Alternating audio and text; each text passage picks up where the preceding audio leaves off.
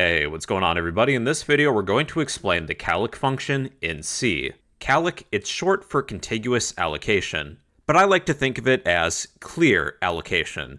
What it does is that it allocates memory dynamically and sets all allocated bytes to 0. Malloc is faster, but calloc leads to less bugs. With calloc, there's an extra step. We set all allocated bytes to 0 to effectively clear it. And there's two arguments we pass in, the number of elements and the size of each element. With malloc, we pass in a number of bytes instead, but they both behave very similarly. Here's how we can use calloc in C. We're going to include the following header file. Include stdlib.h. Let's pretend that we're playing a game. There's a number of players, but we don't know the number of players until the program is already running. We'll create a prompt to ask the user. We'll create a variable of int number for the number of players. I'll set that to be 0 right away. Then we will ask, using a printf statement, enter the number of players, :space, and then we will use scanf to get some user input. Scanf %d, store this at the address of number. Here we're going to allocate some memory dynamically. We'll start with malloc, but then convert it to be calloc. We'll need a pointer. This will be a pointer to an array-like data structure where we're going to store integers.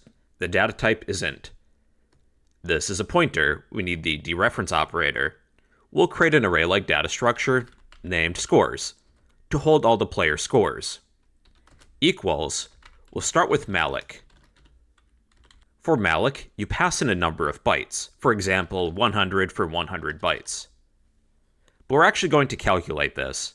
What is the number of players we have times the size of what we're storing? We're storing integers. In most cases, an integer is 4 bytes. We need the size of an integer. If we have 10 players, and the size of an integer is 4 bytes, well, 10 times 4 is 40. But we'll calculate that. Now, if we dynamically allocate some memory, we have to free it when we're done with it. Call the free function, pass in our pointer of scores. That will free the memory. Also, take our pointer and set it to be null when we're done with it. I like to think of dynamically allocating memory like renting an apartment. We're renting space in the heap. Once we're done with our apartment, we have to release it. We have to give it back. And we're returning the key to the apartment. Both of these steps are very important. As good practice, we're going to check to see if our pointer is null. If our pointer of scores is equal to null. If for some reason we can't allocate this memory, it's going to return a value of null. If you dereference a pointer that's null, it can cause a segmentation fault. If our pointer of scores is null, then we will print the following. Let's say memory allocation failed. We will return an exit code of 1 to exit the program. After this if statement, let's see what's within this memory that we've allocated. And there's a big difference between malloc and calloc. Let's cycle through this array-like data structure.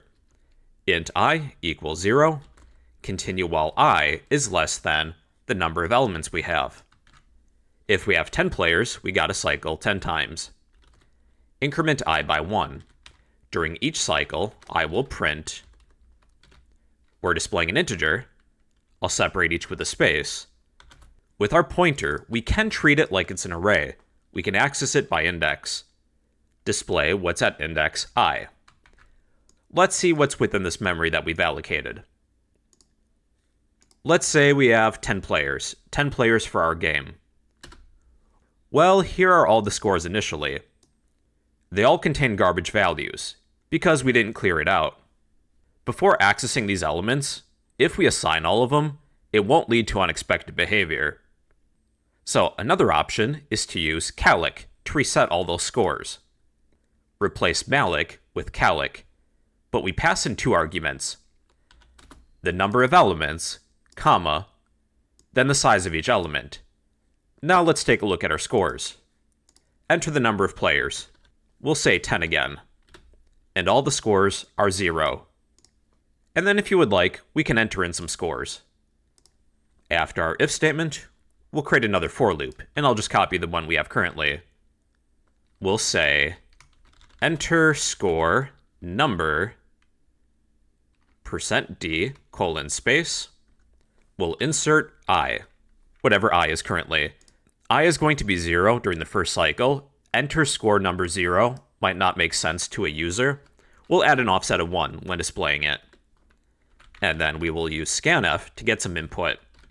We're accepting an integer at the address of our pointer to scores at the index of I. We'll insert a value during each cycle. And then let's run this. Enter the number of players. I'll say 10. Enter score number 1. We'll say 10, 20, 30, 40, 50, 60, 70, 80, 90, 100. And here are the scores. Alright everybody, that is the calloc function. It means contiguous allocation. It allows you to allocate memory dynamically and sets all allocated bytes to be 0. Malloc is faster, but calloc leads to less bugs because we take an extra step to 0 all the bytes. And well everybody, that is the calloc function in C.